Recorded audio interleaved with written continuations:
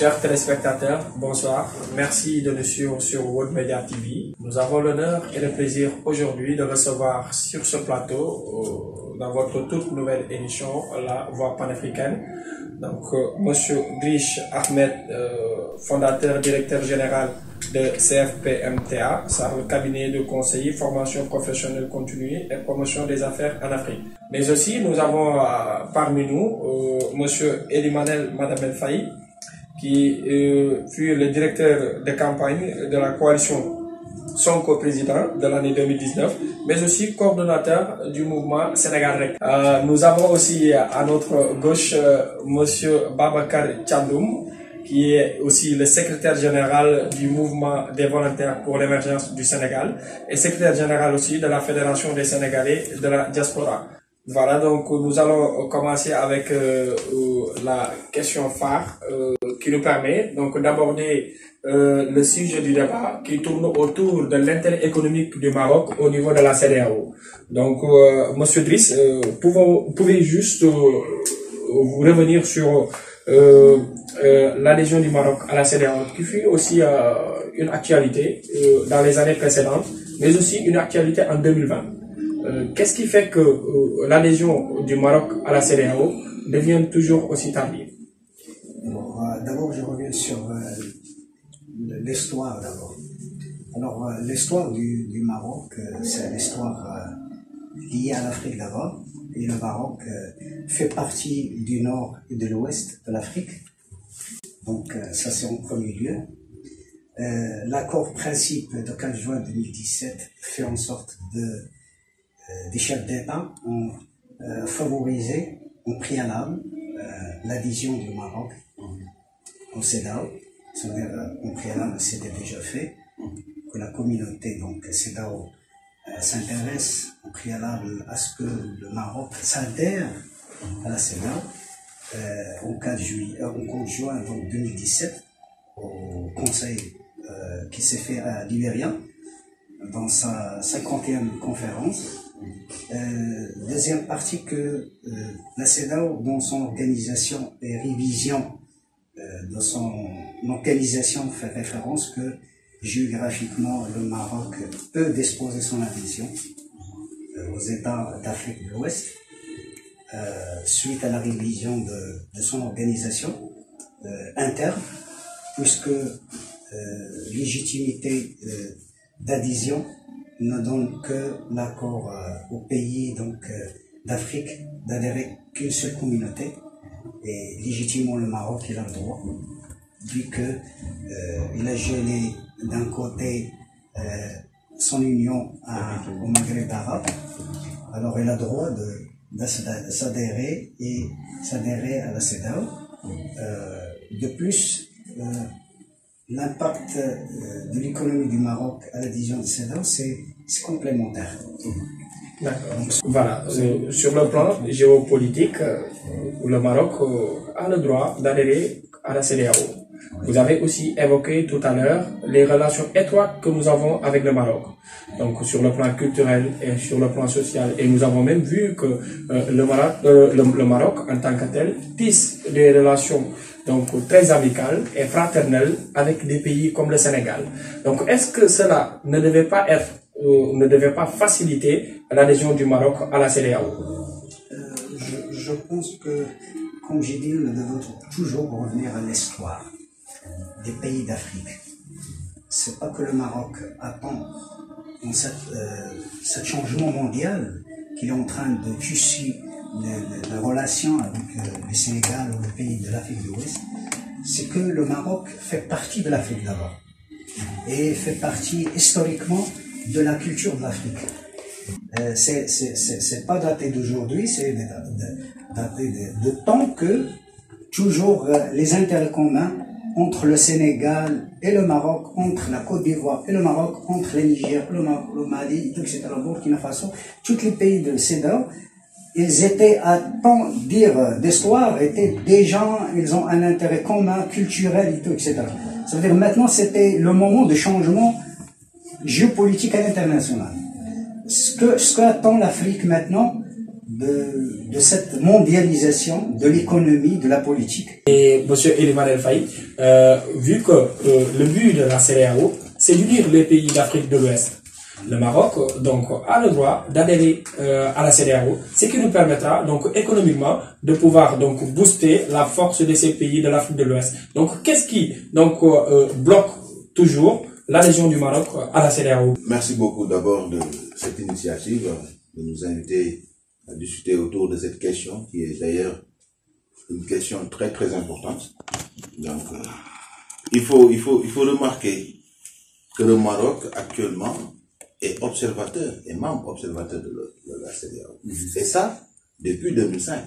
Si le Maroc intègre la CEDEAO et qu'il y ait des investissements, de gros investissements dans les pays d'Afrique, ainsi de suite, le Nigeria pourrait élargir donc son champ d'action sur beaucoup de domaines et s'allier même avec des multinationales marocaines. Pourquoi pas créer même des multinationales?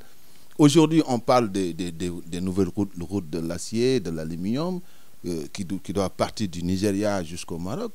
Mais tout ça, c'est primordial, c'est important. Aujourd'hui, c'est inévitable même. C'est inévitable que les pays de l'Afrique de l'Ouest, les pays de la CEDEAO, donc s'allient, s'ouvrent au Maroc, et essayent aussi de saisir l'opportunité économique qui est un potentiel d'investissement, un plus-value qui sera très bénéfique pour les autres pays, pour les populations et pourquoi pas pour le Nigeria aussi. Bon, bonjour à toutes et à tous, et je tenais déjà aussi à vous remercier donc par rapport à cette invitation et aussi d'avoir choisi au fait ceci comme thème, parce que on ne peut pas au fait ignorer l'impact sur le plan culturel, économique que le Maroc aura si toutefois au fait on valide son adhésion à au fait la CEDEAO. Le Maroc n'a pas débuté ou vient de commencer au fait ses relations avec les pays subsahariens. Depuis déjà plus de 100 ans, des commerçants marocains suivaient déjà les routes au fait qui traversent la Mauritanie, qui traversent le fleuve Sénégal, qui traversent le Sénégal, la Guinée pour faire du commerce. Maintenant, il faut aussi au fait prendre et voir au fait le côté positif de la demande d'adhésion du Maroc à la CEDEAO. Au moment où le Maroc a déjà formulé sa première demande d'adhésion, tous les 15 États membres de la CEDEAO ont donné leur accord de principe. Je vous donne une idée. Il faut reconnaître que pas mal d'entreprises marocaines, en fait, actuellement, sont vraiment costauds. Ça, il faut le reconnaître. Ils sont bien bâtis. Mais est-ce que c'est pas ça aussi qui fait peur d'autres pays et qui aussi essaient de protéger leurs intérêts? Effectivement, vous avez raison. Ce qui se passe, c'est que si toutefois le Maroc adhère à la CEDEAO, les entreprises marocaines, il faut le reconnaître, qui sont un peu plus compétitives que certaines entreprises qui sont au sein au fait des 15 pays membres actuellement, auront un peu du mal à cause au fait de cela. Voilà donc M. Eliman El Faï, depuis lors on parle de l'Union africaine. Est-ce que vous ne voyez pas qu'il est temps que les pays membres de la CEDEAO se concertent afin de voir les voies et moyens pour aider le royaume chérifien à accéder à la CEDEAO? Ils sont en train de le faire. L'ensemble des pays sont d'accord. Ils ont tous donné un accord de principe au Maroc. Maintenant, il reste la forme. Parce que aussi, il faut comprendre qu'il y a des lois à refaire. Il y a une partie technique à concevoir, d'accord, pour que l'adhésion soit une réussite. Toujours est-il qu'il faut comprendre qu'aussi il y a un autre facteur bloquant qui est un peu le facteur sécurité au niveau de la zone de la CEDEAO. Ça aussi, ça pose problème. Et il y a certains pays qui ont une certaine conception à ce niveau-là qui bloque un peu, mais je pense qu'ils ont pu avancer un peu à ce niveau. Maintenant, c'est le lieu de lancer un appel pour que les chefs d'État puissent donc prendre les devants et prendre des décisions historiques pour essayer de booster la chose. Parce que comme il a dit, ça peut aboutir à un partenariat gagnant-gagnant qui sera bénéfique pour tout le monde. Donc le PIB de la CEDEAO qui est à 700 milliards actuellement, ajouté à celui donc, du Maroc qui a 1,6 milliard, ça ferait donc une 16e puissance mondiale. Donc il y a un partenariat gagnant-gagnant qui peut aboutir à de bonnes choses, qui peut aboutir à une amélioration donc, de l'industrie, de création de multinationales, d'investissement et beaucoup de choses, et surtout sur le plan donc, de l'épanouissement des populations qui en ont besoin. Aujourd'hui, les Sénégalais, par exemple, qui sont au Maroc, les autres nationalités de la CEDEAO qui sont ici, se sentiraient beaucoup mieux si le Maroc arrivait à intégrer donc, la CEDEAO d'une manière officielle. Actuellement, en fait, nous n'ignorons pas qu'au Mali, la paix, en fait, est assez flottante. Au Burkina Faso, même chose. Entre, en fait, le Cameroun et le Nigeria, ça flotte. Et, en fait, le Maroc, en matière de sécurité, il faut le reconnaître. Ils ont quelque chose, en fait, à donner. Ils ont une valeur ajoutée assez significative dont on a besoin. En fin de compte, comme il a dit mes collègues, il y a une part juridique dans la communauté qui on travaille maintenant avec les 5 pays qui se penchent sur l'étude de l'adhésion du Maroc avec des propos au Maroc et à la vision de la communauté CEDEAO. Et le Maroc en même temps il va étudier les propos et après ça sera une réponse adéquate et s'adapte. Donc au niveau donc, de l'intérêt du Maroc à s'adhérer, c'est que l'enjeu maintenant, comme j'ai dit au départ, c'est un enjeu mondial, c'est pas un enjeu régional, et ça il faut qu'on oublie maintenant parce que le monde est changé et les puissances mondiaux à l'international, ils sont en train de se réunir à faire en sorte de créer une fusion entre eux. Maintenant, le Maroc, sa position géographique permet à CEDEAO de s'ouvrir sur les échanges mondiaux.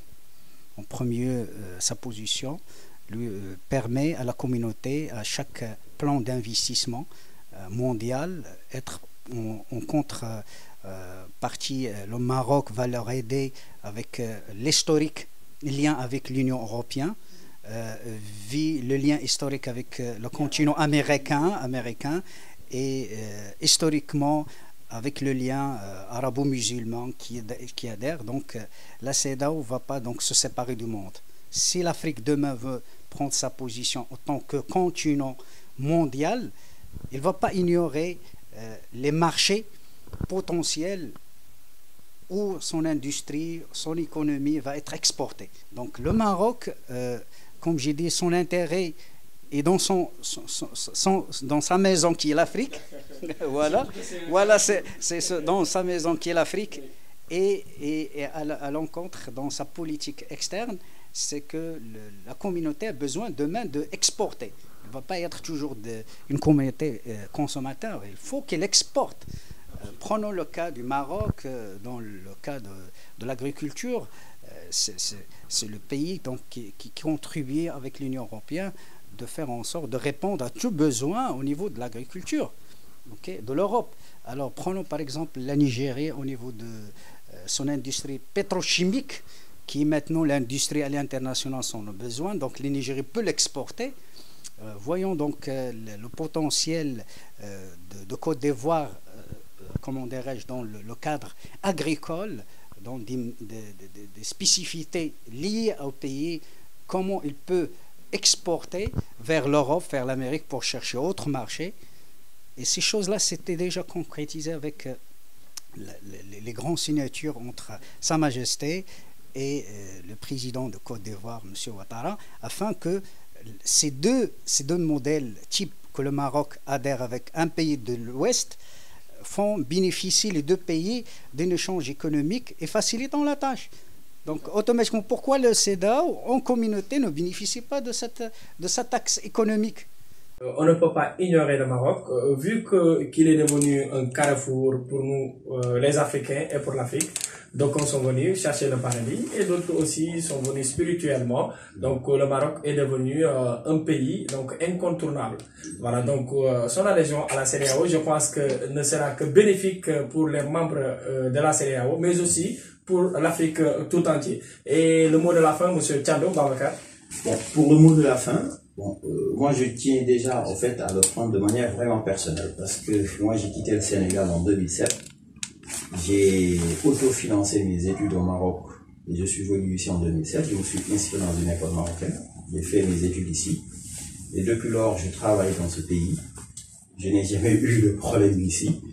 Donc, je tiens vraiment à remercier cette population marocaine qui vraiment permet aux étrangers, aux subsahariens, vraiment dans certains cas, de s'intégrer de manière au fait digne et vraiment au fait de manière très humaine. Et vraiment un grand remerciement à toute la population marocaine.